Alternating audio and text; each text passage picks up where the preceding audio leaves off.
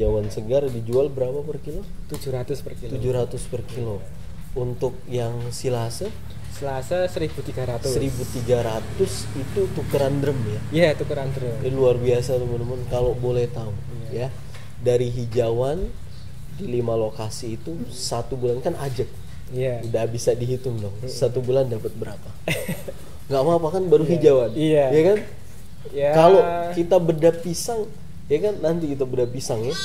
Pisang 2 hektar panen bisa beli Pajero Sport. Amin. Ya kan? Nah dari hijauan dulu nih. Kalau dari hijauan ya gini aja. Itu kurang lebih bisa sekitar 30 ton lah gitu. 30 ton.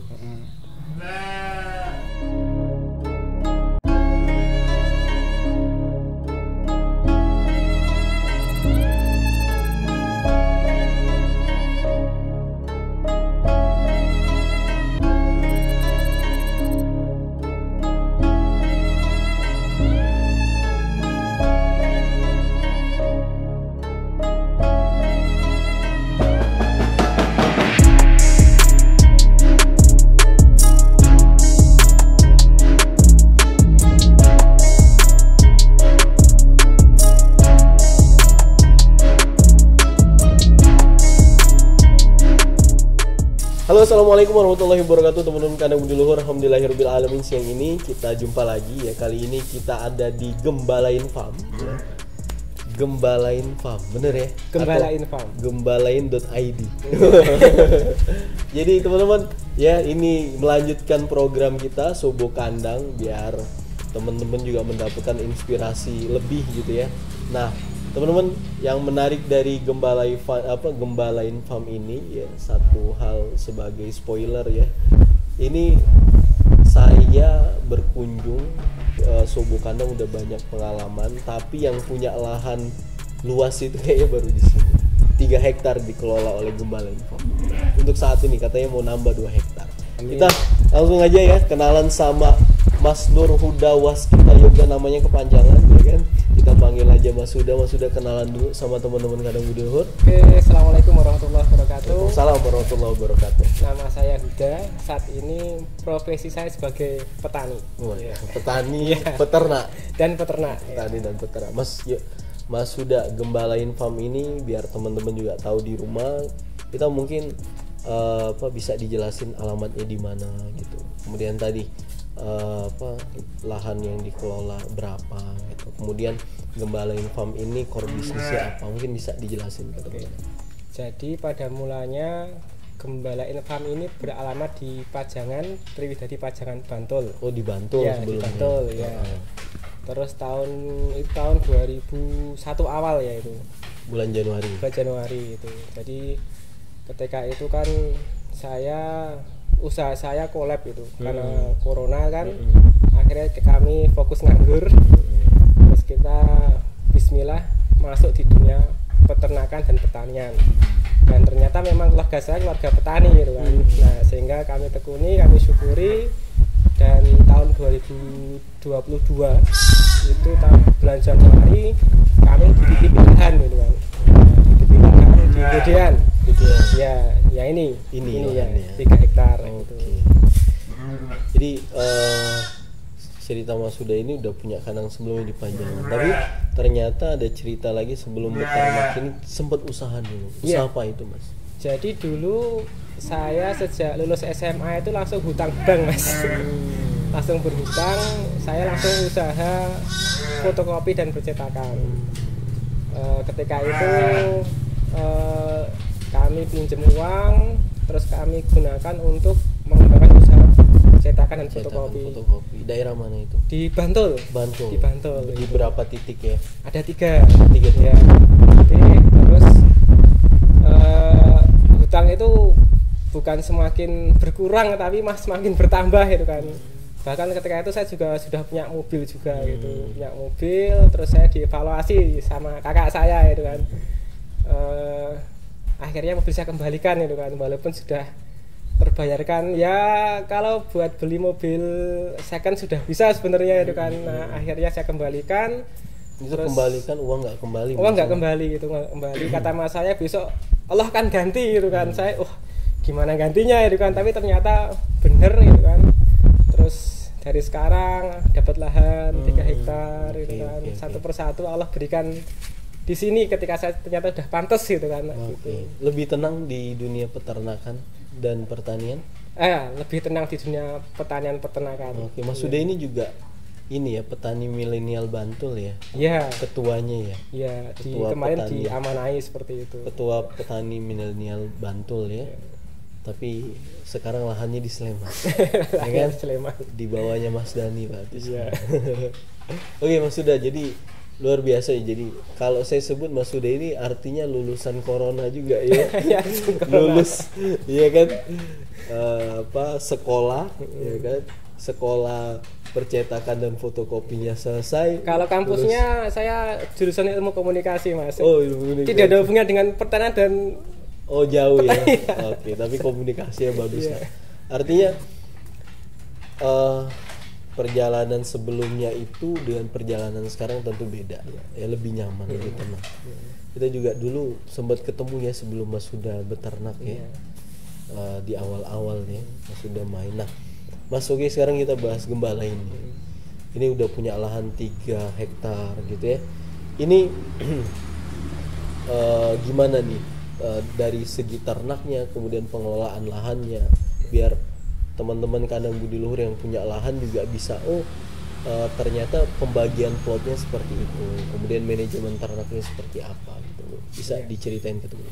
Jadi latar belakang lahan 3 hektar ini masih ada kaitan dengan sejarah pertama itu kan, karena dulu ketika saya breeding itu banyak kematian, terus setelah itu kami nggak punya pakan gitu kan. Nah akhirnya kan saya juga belajar jenengan ketika itu kan. Waktu di Pajangan. Iya, waktu di Pajangan itu kan saya belajar Mas Afi'i, akhirnya dibimbing juga itu kan. Akhirnya saya menyiapkan lahan 100 meter Mas ketika itu. Dulu ya. Ya, 100 meter saya beli bibit ketika itu Pak Cong ketika itu. Kata tetangga, "Lho, dinggo apa gitu kan? Buat apa cuma 100 meter gitu kan." Ya, pokoknya saya bismillah netes di situ aja. Saya baru nyangkul pertama kali itu langsung boyon Mas. Ya, baru sehari itu. Saya seminggu itu panas Mas itu kan. Padahal anak petani garapannya fotokopi percetakan, balik ke sawah langsung. Balik ke sawah itu pertama kali langsung kena. Pinggangnya langsung. Dan istri saya tuh, lah ini baru ujian gitu kan. Nah, akhirnya mau lanjut enggak yang gitu kan. Mau lanjut gitu kan. Tapi saya posisinya panas gitu kan. Mungkin ini adalah ujian pertama saya gitu kan. Berikutnya setelah saya sudah sembuh gitu kan, saya nyakul lagi, saya bikin bedengan itu, terus saya tandurin Pak Cong itu, dan alhamdulillah setelah 3 bulan itu panen. Nah itu merasa sangat senang sekali. Ini buahnya ya, hasil. Nah sehingga ketika saya sudah sembuh itu ya saya senang ya, itu sudah bisa panen itu kan, bisa untuk pakan sendiri, dan ternyata tetangga itu banyak yang minta Mas itu kan, banyak yang butuh. Udah manfaat ya. Udah manfaat itu kan. Akhirnya dari lahan 100 meter ini bisa menghasilkan kurang lebih 400.000 gitu. Jadi kalau saya berbanyak sepertinya lumayan gitu kan. Dan saya sering sharing ke teman-teman sesama breeding itu, kendalanya di pakan gitu. Sedangkan di Bantul ini kebutuhan domba banyak banget sekali. Sate saja 700-an per hari ya per hari. Konsumtif banget. Nah saya tuh pengen bagaimana para petani-petani muda Bantul ini produktif. Mereka punya ternak di rumah gitu kan, tapi masalahnya kan dipakan. Nah akhirnya saya berpikir bagaimana masalah ini terselesaikan. Nah saya berdoa ya Allah semoga dimudahkan nih, dipertemukan nih yang punya lahan atau saya bisa nyewa sehingga nanti masalah pakan itu selesai gitu. Nah alhamdulillah ketemu di sini. Jadi perjalanan itu yang kemudian memunculkan banyak inspirasi. Mintanya juga ke jalur yang benar, ya kan? Bukan lagi ke bank gitu ya, tapi mintanya ke Allah.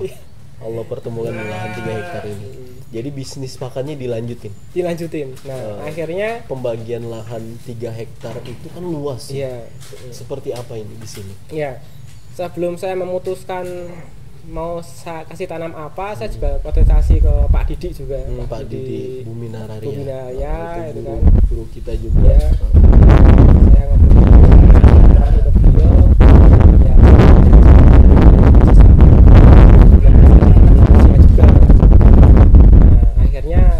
bagi 3 hektar ini, yang 1 hektar untuk hijauan pakan ternak, Oke. yang 2 hektar saya gunakan untuk nanam pisang. Pisang. Iya. Berarti hanya ini sebagian kecilnya yang ada atapnya ini ya, Iya. sebagai kandang. Iya, ini untuk mes anak lahan. Oke. Sama ini kan kita gunakan untuk mencoba pakan silase sebelum kita kirim ke peternak, kita kasih makan ke Ternak dulu. ternak dulu. Nanti kalau ada sesuatu kan tanggung jawab kami kan seperti itu. Oke. Jadi 3 hektar ini sudah diplot ya, 2 hektar pisang. Nanti kita janjiin ke teman-teman ya, setelah video ini kita bongkar lahan hijauan. Lahan hijauan iya. Itu tadi ada 1 hektar ditanemin Gama umami. ya. 1 hektar ditanemin umami, kemudian 2 hektar ditanemin pisang. Nanti kita coba buat video di bawah pohon pisang ya teman-teman, buat teman-teman semua di rumah. Nah, udah 1 hektar nih lahan ya. Iya. Ini ternaknya pada kosong, kemarin kurban pada keluar. Iya. Udah untung dong. Alhamdulillah. Nah, artinya gini, pisang ini kan 2 hektar biayanya gede dong. Iya, Dari bibit, pengolahan lahan, Iya. SDM yang ngerjain, ya kan? Iya. Jualan pakan masih. Iya masih. Alhamdulillah. Kalau boleh saya bilang, berarti yang menghidupi biaya pakan ini dan menghidupi menghidupi pisang ini dan ternak ini adalah hijauannya. Iya. Betul. Iya benar. Mungkin ceritain ke Iya. teman-teman. Jadi memang hasil dari pisang ini memang lumayan ya. Lumayan. Tapi kan panennya kurang lebih 8 bulan. 8 bulan. Itu pun Butuh yang waktu. yang bagus ya kan. Oh. Bahkan ada yang lebih dari 8 bulan. Sehingga untuk menunggu 8 bulan ini kan butuh operasional butuh harian, cash flow. pekanan, bulanan. Nah, akhirnya yang bisa mencukupi ini ya dari hijauan pakan. Hijauannya. Ya, gitu. 1 hektar. 1 hektar itu. Sudah berapa peternak sekarang yang dikirimin? Untuk 1 hektar ini saya tidak mentarget banyak. Kan, tapi continue ajak ya. Sehingga kami bisa langganan nyuplai terus gitu. Ini sekitar 5 gitu. 5 kandang yang sudah langganan di sini. Iya, gitu. Sistemnya Ada yang hijauan segar, hijauan segar. ada yang silase. Oh, ada yang silase. Hijauan segar dijual berapa per kilo? 700 per kilo. 700 per kilo. Untuk yang silase Silase 1.300. 1.300 itu tukeran drum ya. Iya, tukeran drum. Ini luar biasa teman-teman, kalau boleh tahu ya. Dari hijauan di 5 lokasi itu 1 bulan kan ajak. Iya. Udah bisa dihitung dong. 1 bulan dapat berapa? Nggak apa-apa kan, baru hijauan. Iya. Ya kan? Ya. Kalau kita bedah pisang, ya kan, nanti kita bedah pisang ya. Pisang 2 hektar panen bisa beli Pajero Sport. Amin. Ya kan? Nah, dari hijauan dulu nih. Kalau dari hijauan ya gini aja. Itu kurang lebih bisa sekitar 30 ton lah itu. 30 ton. Ini deh angka angka 1 bulan buat gambaran. Jadi gini, teman-teman khususnya daerah Jawa Timur, Jawa Barat ya, yang dia peternaknya banyak, kemudian lahannya juga luas. Kan kalau punya lahan kayak teman-teman di Sumatera, mungkin kalau dia nanam rumput harus ada ternaknya, karena nggak banyak peternak. Tapi kan kalau daerah-daerah Jawa Tengah, kemudian Jawa Timur, Jawa Barat, nanam rumput udah ada peternaknya, kita tinggal jual. Artinya ini bisa motivasi teman-teman yang punya lahan 1 hektar ditanam rumput itu bisa keluar berapa dengan harga tadi ya, hasil 1.300 tukeran gram, hijauan 700, sebulan dapat berapa? Ya 20 sampai 30 dapat insyaallah. 20 sampai 30 teman-teman ya, 20 sampai 30 juta hanya dari 5 lokasi 1 bulan ya. Itu belum keuntungan kurban ya.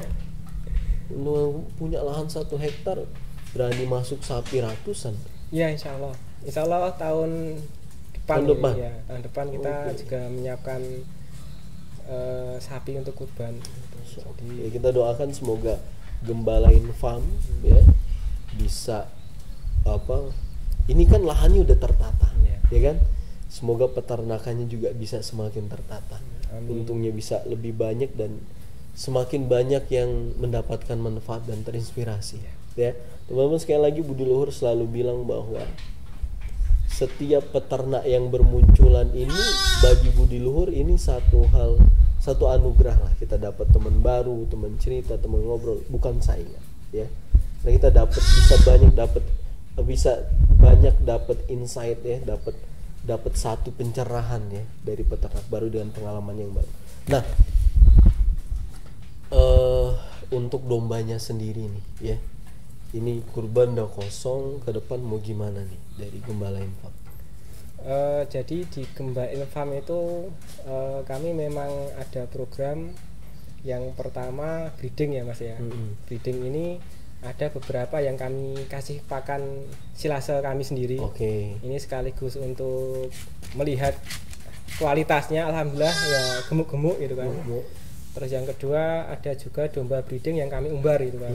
Kami juga ingin melihat produktivitasnya seperti apa, seperti itu. Nah yang ketiga kita juga menyiapkan mitra-mitra. Jadi kami itu ada beberapa domba yang kami mitrakan dengan orang yang mungkin secara pengen punya domba tapi belum berkesempatan gitu kan. Semangat ada, ya. Tapi belum Allah kasih rezeki. Ya, sehingga domba bunting yang di sini kami titipkan ke petani.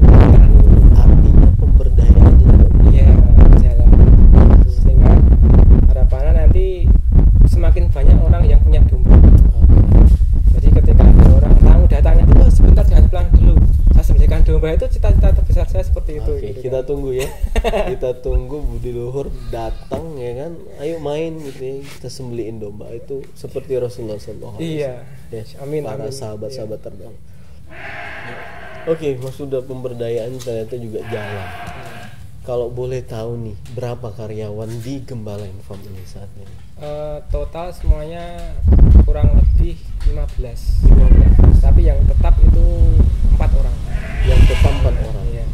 Yang tetap ini maksudnya dia bulanan. Iya, bulanan. Bulanan 4 orang. Iya. 10 orang harian. Setiap Sabtu ya. Setiap Sabtu. Kami gaji setiap seminggu sekali. Seminggu sekali. Oke, jadi bayangin teman-teman Januari ya, lahan ini digarap. Karyawannya 14. Ya. Dan semua bisa tercover dengan hijauan dan ternak. Ya, jadi jangan bayangkan 20-30 juta itu masuk kantong ya. Nah. Tapi kami untuk gaji simbok-simbok. Ya itu tadi kalau kita bahas pisang kan ya bisa beli Alphard. Amin. Kita doain ya teman-teman ya. Ya. Amin. Kita doain ya semoga kita bukan pamer gitu ya, tapi kita juga minta doa ke teman-teman supaya Gembala Farm juga semakin maju dan berkembang, karena tadi motivasinya luar biasa ya. Memang pakan ini buat di Jogja lahan mahal. Makanya tadi saya bilang teman-teman, Sobo Kandang yang punya lahan sampai 3 hektar ini baru di sini. Kalau kita mau breeding ya, sistem pakan beli tantangan banyak. Harga pakan fluktuatif. Dengan adanya pakan ini saya yakin 5 peternak tadi sangat terbantu. Ya kan?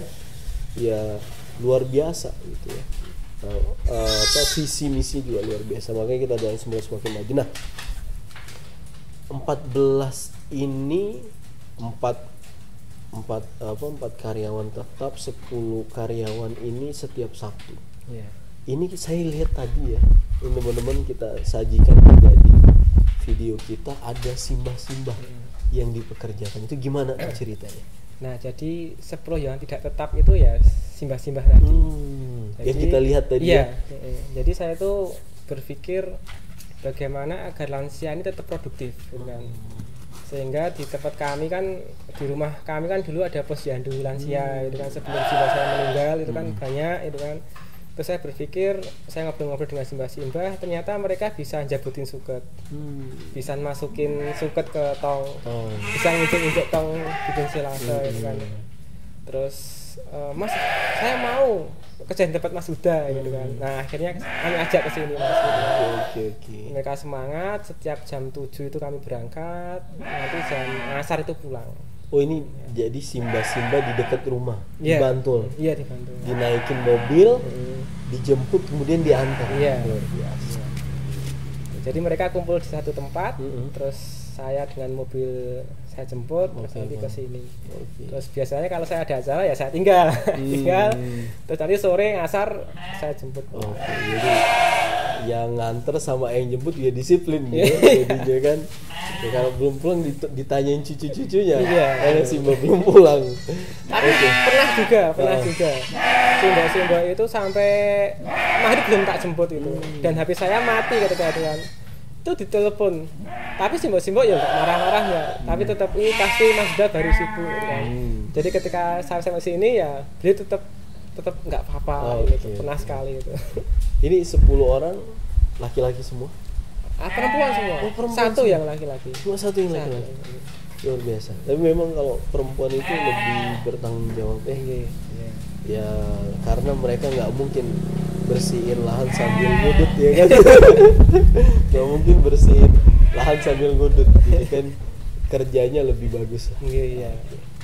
Ya, yang ngudut juga kadang kerjanya bagus. Dan ini jangan Mas, kesinggung. jadi mereka itu saya senangnya Simba itu kan di rumah punya hewan. Ya, punya hewan juga, ada kambing, ada domba, sama sapi, sehingga mereka ketika di sini jabuni sukutnya ini bisa dibawa pulang. Boleh. Sehingga saya senang juga gitu kan. Bahkan kemarin ada domba yang ini Mas saya nggak bisa jualin, sehingga di Idul Kurban kemarin saya jualkan. Oke. Luar biasa ya, berdaya juga hidup. Gembalain farm ya untuk dombanya, berarti ini fokusnya kurban ya, sama tadi ada breedingnya kemudian dikawinkan di sini. Ada peternak yang punya semangat ya, belum punya rezeki di sistemnya gaduh ya. Iya, gaduh kemudian hasil anakannya buat kurban. Ya, kita beli dengan harga pasar. Harga pasar pada umumnya. Yang bertugas mencari pasar yang lebih luas adalah gembala. Oke, teman-teman, semoga menjadi inspirasi. Ya bisa datang ke sini, bisa ngubungin Mas Huda, bisa belajar banyak di sini. Ya, apalagi kalau teman-teman nanti lihat lahan pisangnya. Oke, Mas Huda, makasih banyak. Ya, teman-teman, semoga bermanfaat. Makasih. Wassalamualaikum warahmatullahi wabarakatuh. Waalaikumsalam.